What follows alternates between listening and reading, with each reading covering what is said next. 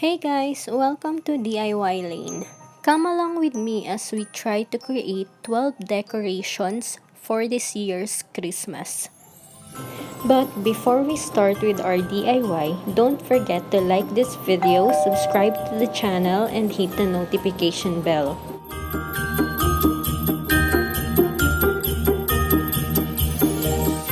For our first DIY, we will be making a neutral bohemian yarn Christmas tree. For this project, we'll only need glue gun with glue sticks, white acrylic yarn, scissor, and Christmas tree cones. First up, we need to create a thick rope out of yarn. This is because I can't grab a hold of textured or fuzzy yarn, but if you have them, you can use them instead. To do that, we need 11 pieces of at least 12 yards of the yarn that we are using. The number of the yarn will vary depending on how thick you wanted your rope to be. Another option that you have to skip this step is to use mop heads that are floppy, or you can also use macrame cord that are thick.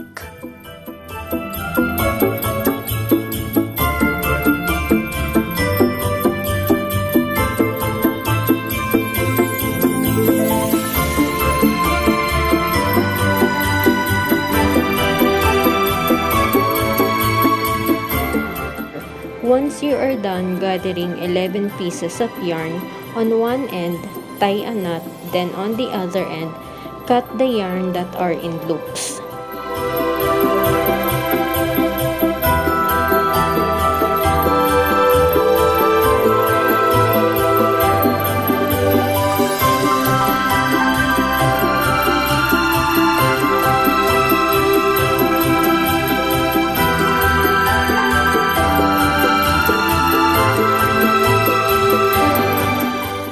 Second step, we'll try to create a thick rope.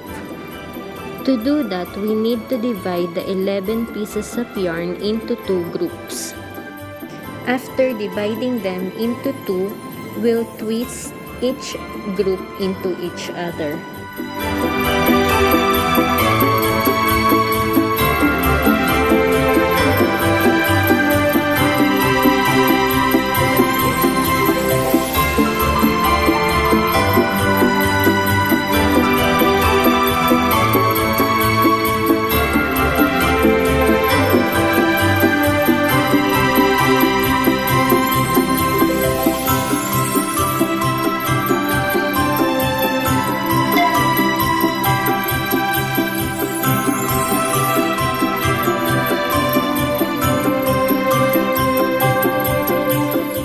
Once you are finished twisting each group into each other, tie a knot on the end, then cut the excess yarn.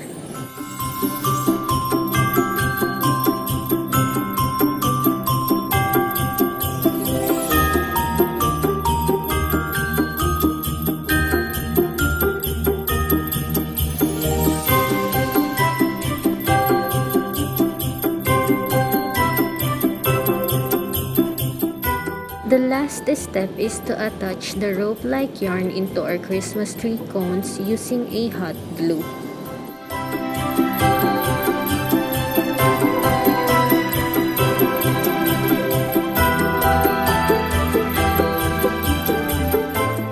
You will notice that as you go along, the yarn will keep untwisting. So as you paste them, twist them again to retain its form.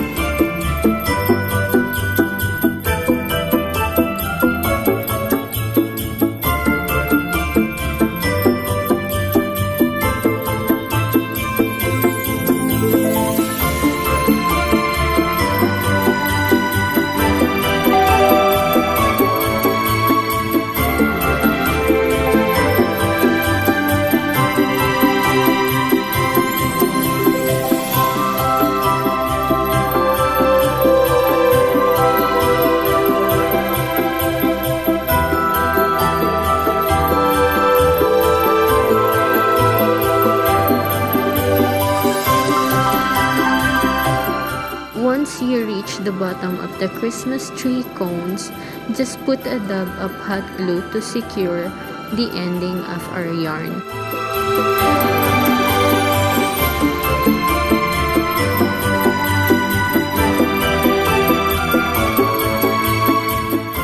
And there you have it, guys. We are done with our first DIY for this Christmas, which is our yarn Christmas tree.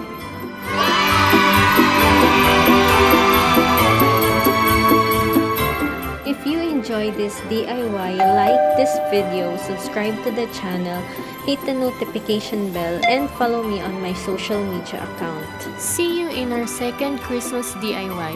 Bye, guys!